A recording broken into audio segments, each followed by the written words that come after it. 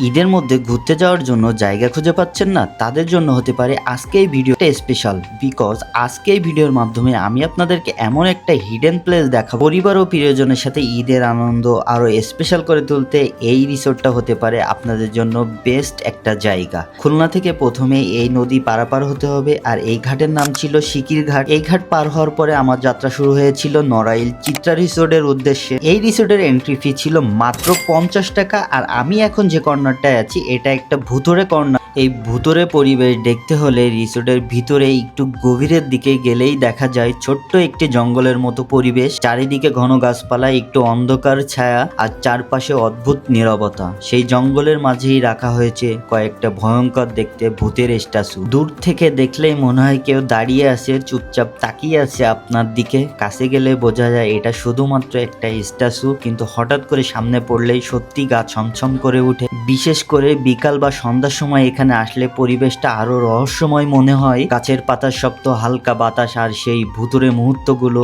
সব মিলে মনে হয় যেন হরর মুভির দৃশ্যের মধ্যে চলে এসেছি আমি। অবশ্য আমি ভিডিওটা করছিলাম শীতের সকালে, তখন ঘন কুয়াশা ছিল, নীরব একটা পরিবেশ ছিল, আসলে ভুতুরে একটা পরিবেশ ছিল এই দিন। আপনারা যারা ঈদের সময় ঘুরতে যেতে চান তারাও এই জায়গাটা বেছে নিতে পারেন। আর এই ভুতুরে পরিবেশের সাইডেই ছিল ছোট্ট একটা ক্যাফে, অনেকটা ভূতের একটা ফিল নিয়ে এই ক্যাফেটা করা। আর এই সাইডে ছিল নদী, নদীর সাইডে আপনার ক্যাফে থেকে অর্ডার করে এই নদীর সাইডে বসে খেতে পারবেন। আমি যখন গিয়েছিলাম তখন নদীর সাইডে তারা নতুন করে ডেকোরেশন করতেছিল।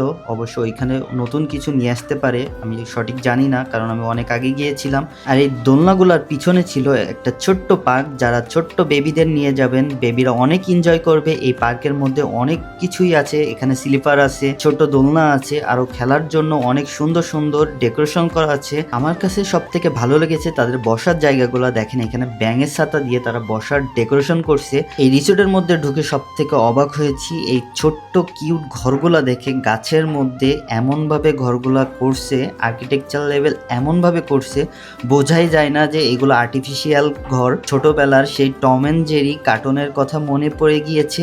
জেরির যে ঘর ছিল গাছের মধ্যে, ঠিক এমন ভাবে একটা ভাইব দিয়েছে। রিফ্রেশমেন্টের জন্য আপনাদের জন্য এই রিসোর্টটা হতে পারে বেস্ট একটা জায়গা। যারা এই রিসোর্টে নাইট স্টে করতে চান তারা এখানে এই ঘরগুলায় থাকতে পারেন। এই ঘরগুলা দেখলে অন্যরকম একটা ভাইব আসে। এই ঘরটা ছিল ঠিক ভুতুরে পরিবেশের একটু সামনে। যখন আপনারা এই ঘরের মধ্যে থাকবেন অবশ্যই সন্ধ্যার সময় এমন একটা ফিল পাবেন, সামনের দিকে যদি তাকান দেখলে মনে হবে একদম ভুতুরে পরিবেশ। আর এই রুমগুলোর সাইডে একটা রাস্তা চলে গিয়েছে, ঠিক সুন্দর আর্কিটেকচার করে রাস্তাটা এত সুন্দর একটা ভাইব দিয়েছে, দেখলেই মনে হয় যে অন্য একটা জগতে আমরা চলে আসছি। আর এই সুন্দর রাস্তা